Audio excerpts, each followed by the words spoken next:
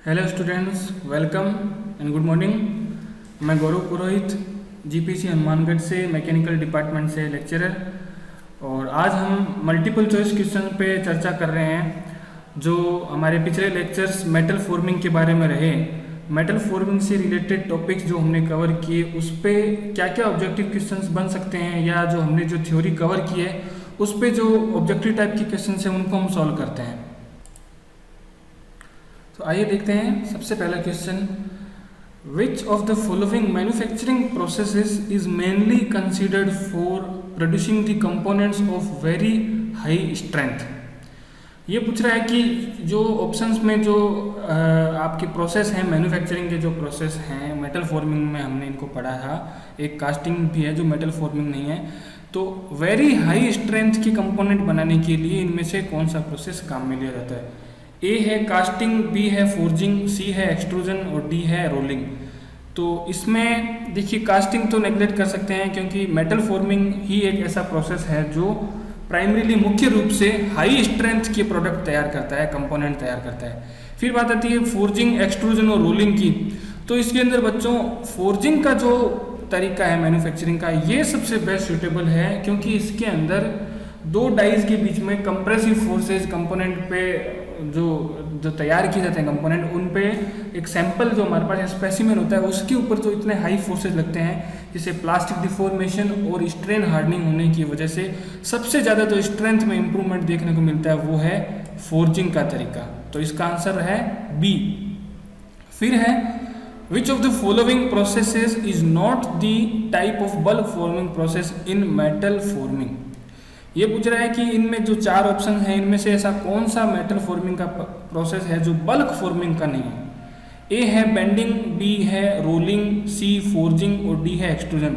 तो देखिए इसके अंदर रोलिंग, फोर्जिंग और एक्सट्रूजन जो है वो बल्क फॉर्मिंग के अंदर आते हैं, जिसके अंदर मासिव यानी कि बड़ी तादाद के अंदर प्लास्टिक डिफॉर्मेशन करके और हमारा फाइनल प्रोडक्ट तैयार किया जाता है। फाइनल जो हमारा डिजायर्ड प्रोडक्ट होता है वो तैयार किया जाता है। लेकिन बेंडिंग जो तरीका है उसके अंदर हमारे पास कोई शीट है या जो मेटेलिक जो धातु की चादर आप कह सकते हैं, उसको किसी कॉर्नर पे या किसी बीच में से किसी एजेस पे जहाँ पर भी हम चाहते हैं वहाँ पर बेंड कर किया जाता है। वो थोड़ा कम ज़्यादा या कितना भी हो सकता है, लेकिन वो जितना भी डिफॉर्मेशन दिया जाता है ना, प्लास्टिक डिफॉर्मेशन, वो बल्क डिफॉर्मेशन के अंदर नहीं आता।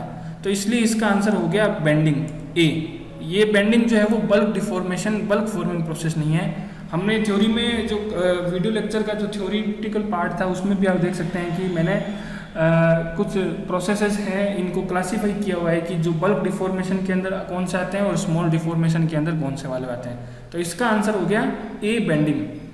फिर है विच of the following metal forming processes is best suitable for making the wires.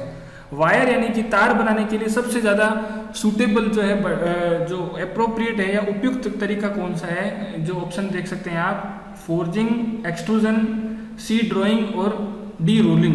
तो इसका आंसर हो जाएगा डी रोलिंग। रोलिंग एक ऐसा तरीका है जिसके अंदर एक किसी सर्कुलर शेप वाले स्पेसिमेन को या रॉड को हम डाई ओरिफिस से पास करवाते हैं और टेंसाइल फोर्सेज के हेल्प से हम पतले पतले जो स्मॉलर डायमीटर के तार बना सकते हैं। तो वो प्रोसेस है रोलिंग। तो इसके अंदर फोर्जिंग, एक्सट्रूजन और ड्राइंग, इसके अंदर जो है हमारा रोलिंग, ड्राइंग और एक्सट्रूजन के अंदर बेस्ट सुटेबल ऑप्शन आएगा, सॉरी, ड्राइंग। सी ऑप्शन जो है ड्राइंग। वायर ड्राइंग आपने पढ़ा था। रोलिंग के अंदर तो देखो बच्चों रोल प्रोडक्ट बनते हैं, तो रोलिंग सही नहीं है। इसका आंसर है सी, ड्राइंग। वायर ड्राइंग के अंदर हम ये टेंसाइल फोर्स लगा के करते हैं, तो इसका अप्रोप्रिएट एकदम एग्जैक्ट आंसर है इसका ड्राइंग। फिर हम बात करते हैं which of the following metal forming processes performs squeezing out of material through a hole. A forging, B rolling, C drawing और डी है एक्सट्रूजन। तो ये जो मेटल फॉर्मिंग के तरीके, इनमें से ऐसा कौन सा तरीका है जिसके अंदर हम स्क्वीज करते हैं, प्रेशराइज, कंप्रेस करके, और आगे का जो होल होता है जिसने, देखिए यहाँ पर इसने होल जो नाम दिए हमने, वहाँ पर इसको पढ़ा था डाई ओरिफिस, जो किसके अंदर हुआ है, एक्सट्रूजन के अंदर। तो एक्सट्रूजन के अंदर आपने वो जो टूथपेस्ट का एग्जाम्पल, सबसे बेसिक एग्जाम्पल हमने समझा था, उसके अंदर भी हम क्या करते हैं, उसका जो पीछे वाला पार्ट होता है वहाँ पे हम उसको स्क्वीज करते हैं और हमारा पेस्ट जो होता है जिस डाई ओरिफिस का बना होता है उसी शेप में बाहर निकलता है। तो यहाँ पर इसका आंसर होगा डी, एक्सट्रूजन। एक्सट्रूजन की सहायता से हम स्क्वीजिंग एक्शन करके और जो हमारा मेटल फॉर्मिंग का जो प्रोसेस है इसको काम में लेते हुए प्रोडक्ट तैयार करते हैं। नेक्स्ट है आपके ट्रू और फॉल्स के बारे में 2 क्वेश्चन हैं यहाँ पे। ये कह रहा है जो metal forming is a process in which the metal is deformed plastically to get into the desired shape. तो क्या ये ट्रू है या फॉल्स है, सही है या गलत है? तो देखिए यहाँ पर मेटल फॉर्मिंग हमने सबसे पहले बड़ा इसको डिटेल में समझा कि इसके अंदर मटेरियल का, मेटल का जो हमारा स्पेसिमेन है उसकी जो कंप्रेसिव या टेंसाइल फोर्सेस लगते हैं, जो एक्सटर्नल फोर्सेस लगते हैं, उससे क्या होता है मेटल अपनी इलास्टिक रेंज से बाहर जा कर के परमानेंट डिफॉर्मेशन जब होता है, वो परमानेंट शेप लेता है, तो उसको हम बोलते हैं कि मेटल जो है वो हमारा प्लास्टिकली डिफॉर्म हो गया है। तो यही ये पूछ रहा है कि metal forming is a process in which the metal is deform plastically to get into the desired shape. तो ये कथन सत्य है, ट्रू। इसका आंसर हो गया ए। तो दिस इज द इसका करेक्ट आंसर हो गया इसका ए, ट्रू। सो इसको हम करेक्ट करने के लिए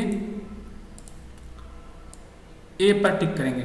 फिर है cold forming is a process which works when the temperature of metal is above it's recrystallisation temperature. तो इसका आंसर है बी, फॉल्स। देखो बच्चों, मेटल फॉर्मिंग या मेटल वर्किंग में हमने सब इसका जो टेम्परेचर के हिसाब से इसका जो क्लासिफिकेशन समझा था वो था 2 टाइप से, मेनली हॉट और कोल्ड। हॉट फॉर्मिंग के अंदर क्या होता है कि जो मेटल को है वर्किंग जो उसका टेम्परेचर है और जो रिक्रिस्टलाइजेशन टेम्परेचर है, तो उस समय देखा जाता है कि अगर वर्किंग टेम्परेचर रिक्रिस्टलाइजेशन टेम्परेचर से ज़्यादा है तो हम उसको क्या बोलते हैं, हॉट वर्किंग। और अगर वर्किंग टेम्परेचर है, जिस जगह पे उस पर वर्किंग की जा रही है, जिस जगह पे उस पर डिफॉर्मेशन किया जा रहा है, उस समय उसका जो टेम्परेचर है वो अगर रिक्रिस्टलाइजेशन टेम्परेचर से कम है, रिक्रिस्टलाइजेशन टेम्परेचर से कम तापमान पर होता है, तब उसको हम बोलते हैं कोल्ड फॉर्मिंग। तो ये जो है इसने यहाँ पर उल्टी बात कही है, तो हमारा स्टेटमेंट क्या हो गया, गलत, यानी कि फॉल्स। तो इसका आंसर है बी। फिर है विच of the following manufacturing processes operates under the influence of external forces. External forces यानी कि बाह्य बल। ऐसा कौन सा तरीका है इनमें से 4 ऑप्शन में से है जिसके अंदर जो एक्सटर्नल फोर्सेज यानी कि बाह्य बल लगाकर के ऑपरेशन किया जाता है? Metal forming, powder metallurgy, casting और वेल्डिंग। तो आपके सामने एक हिंट ही है कि हम यहाँ पर मेटल फॉर्मिंग की चर्चा कर रहे हैं, हमारा ये मेन टॉपिक है, तो इसी से रिलेटेड ही क्वेश्चन बनाया गया है। तो इसका आंसर है ए, मेटल फॉर्मिंग, जिसके अंदर हम बाहरी जो बल है उनको डाई इक्विपमेंट से, हाइड्रोलिक प्रेसेस से, मैकेनिकल प्रेसेस से लगा करके उसका प्लास्टिक डिफॉर्मेशन कर रहे हैं, जो कि कास्टिंग, वेल्डिंग या पाउडर मेटलर्जी में ऐसा नहीं होता है। तो इसका जो एक्सटर्नल फोर्सेज किसके अंदर अप्लाई होते हैं इन चारों में से, तो इसका आंसर आप क्या करेंगे, ए, मेटल फॉर्मिंग।